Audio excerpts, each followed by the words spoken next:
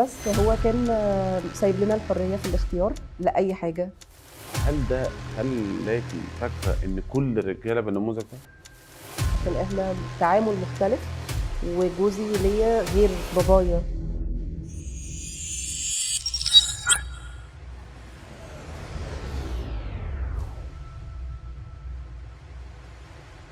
السلام عليكم.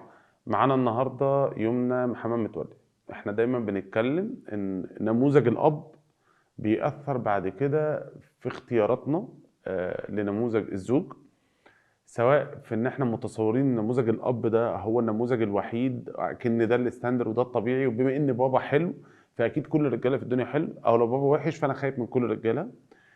أو حتى في النمط اللي أنا شايفة إن أنا عاوزاه، يعني أنا فاكرة إن أنا لو اتجوزت هيعمل لي 1، 2، 3.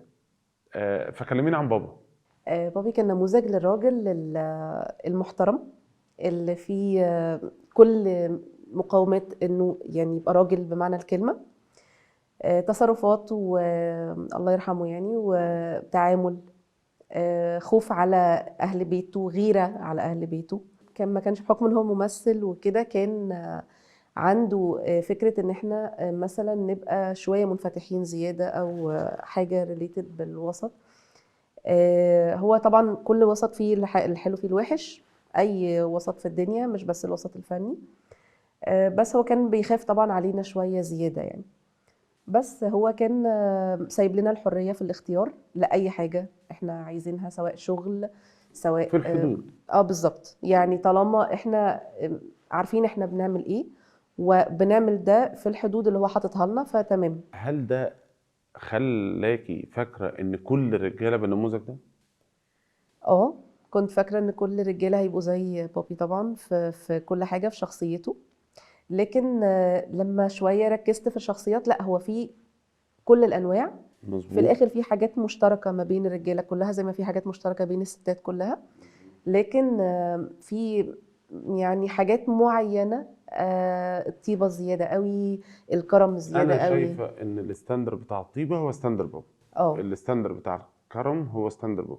فأنا الشخص المناسب هو اللي هيكون فيه 1، 2، 3 عشان هو فيه من بابا. يعني بالظبط. زي ما أنا باقول هو في الآخر الست عاوزة تتجوز باباها، والراجل عاوز يتجوز أمه. مامته بالظبط. فهي فاكرة إن جوزها هيعاملها زي بابا، واللي هي نفسها فيه هيكون، وهو شايف إن ماما هتعمل لي اللي ما يتعملش، يبقى مراتي هي كمان هتعمل لي اللي ما يتعملش، فبيتصدموا في وماما الواقع كانت بقى. بتعدي لي يبقى مراتي هتعدي لي.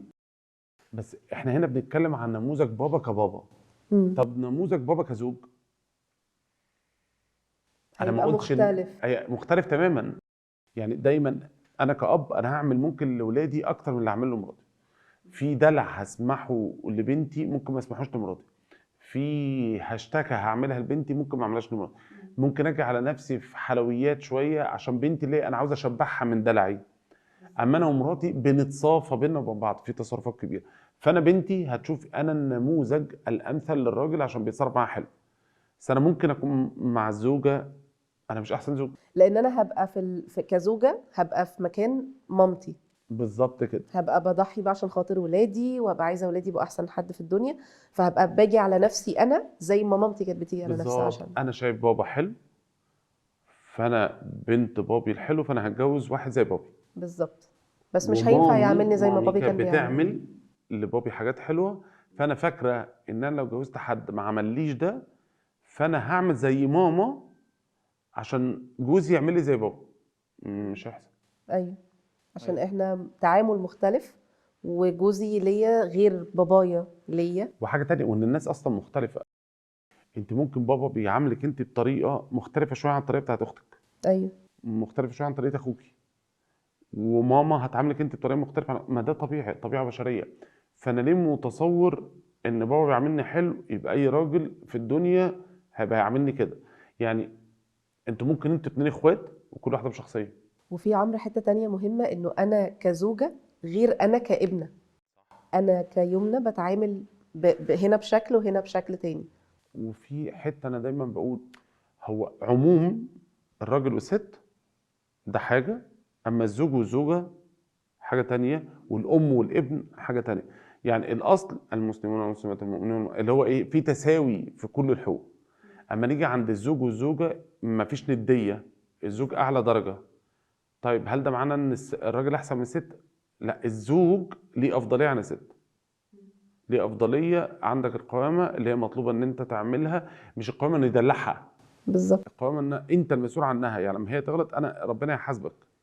طيب والام مسؤول عن ابنها الولد، ايه ده يعني الست احسن من الراجل؟ لا، هنا سلطه الام اعلى من سلطه الطفل، يبقى سلطه الزوج اعلى من سلطه الام، اعلى من سلطه الزوجه، وسلطه الام اعلى من سلطه الولد. يبقى في العموم الستات والرجاله متساويين في كل حاجه، اي ست واي راجل في الدنيا متساويين في كل حاجه. اللي هو هنا مطلوب منك تعمل وانت مطلوب منك تعمل، انت مطلوب كذا انت مطلوب كذا. اما في علاقات الزوج اعلى سلطه من الزوجه، والزوجه اعلى سلطه من ايه الطفل. يبقى الراجل في اوقات بيبقى سلطته اعلى من المراه، وفي اوقات المراه بتبقى سلطتها اعلى من الراجل، على حسب على الوظيفه اللي حسب انت فيها. الموقف بالظبط، على حسب انت دورك ايه في الموضوع، مظبوط. مسؤوليتك ايه. لانه مظبوط.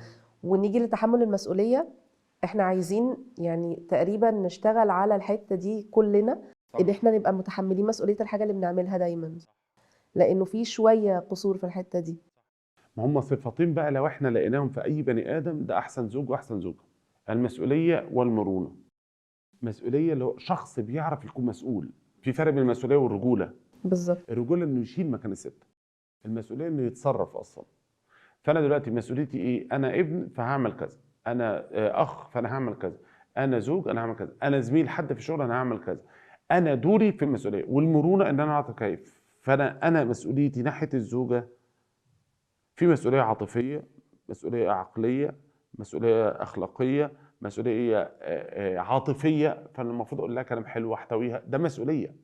المرونه بقى اللي هو ايه، انا جربت الطريقه بتاعت بابا معاها فما نفعش، طب اجرب اجرب طريقه طريقه حد تاني. تانية اللي هو انا عاوز اوصل في الاخر، لحل المرونه غير وسط، التكيف. المرونه ان انا اعرف نوصل لحل في الاخر لكومبرومايز، نوصل لحل وسط بالظبط يرضينا كده. احنا الاثنين. بالظبط. هو المفروض يبقى ده حاصل، بس يعني فعلا لو ده اتعمل من الطرفين، من الراجل ومن الست، حته المرونه وان احنا نوصل لحل وسط ونكمبرومايز، الموضوع هيبقى في حته تانية خالص. يعني العلاقات الانسانيه بالظبط. عموما. اما احنا ساعات بندور على المسؤوليه بس بننسى المرونه، وساعات بندور على المرونه وبننسى المسؤوليه. لا، انا عاوز الاثنين مع بعض، والاثنين عندهم وعي.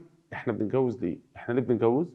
عشان نبني اسره تستقر، اطلع منها سوي نفسيا وانت تطلع منها سوي نفسيا، والعيال اللي بينا اسوياء نفسيا. اما انا بنسى ده كله، لا يبقى خلاص. بالظبط.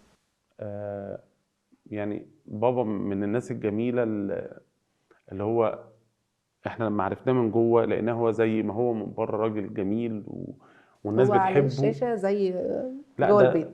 اللي هو احنا حاسين كمان من كلامك عنه ان هو على الشاشه اشر من الطيبه اللي موجوده في اه. البيت. يعني هو على الشاشه شرير وفي البيت طيب اكتر من كده بكتير. اه، ربنا يرحمه يا رب في الامين يا رب. هو في البيت كان كمان ساكت قوي، يعني كان مركز في المذاكره جدا، مش بقى يعني الناس كانوا واخدين عنه فكره، ممكن انا حابه يعني اصححها للناس شويه. هم فاكرين ان بابي في البيت كان زي التلفزيون، ان هو على طول بيتكلم ونرف عالي. وهو كان هو نيرفه عالي عموما فعلا، بس يعني شديد التاثر وسريع التاثر. لكن هو كان في البيت ساكت جدا، مركز في المذاكرة، قاعد في مكتبه، اللي عايز حاجة يروح يقولها له وخلاص، يروح اللوكيشن يصور يرجع على البيت، وهكذا كل يوم على كده.